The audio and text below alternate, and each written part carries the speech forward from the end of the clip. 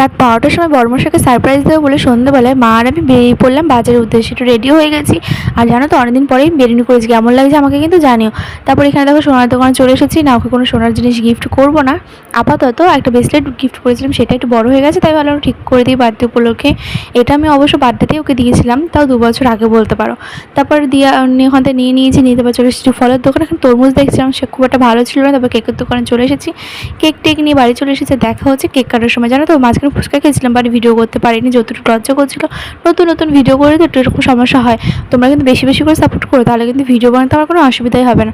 তারপর তখন রাতে মা করেছিল এগুলো, সেটা খেয়েই শুয়ে পড়েছিলাম। তারপর ওকে মাঝরাতে ডেকে তুলেছি, মানে 12টার সময় ডেকে একটু কেকটা কাটা হচ্ছিলো, মানে ওটু কেক কাটলো, মাকে ডাকলাম। আর আমাদের বাড়িতে যেহেতু 3জন, সেই জন্য 3জনে মিলেই সেলিব্রেশনটা করলাম। এই যে মা বললাম মাকে আগে খাইয়ে দাও, তারপর মা ওকে খাইয়ে দিল, তারপর ও একটু আমাকে খাইয়ে দিল। ভিডিওটা কেমন লাগলো আমাকে কিন্তু কমেন্টে জানিও। আর বার্থডে ব্লগ আসছে, তার জন্য চ্যানেলটা সাবস্ক্রাইব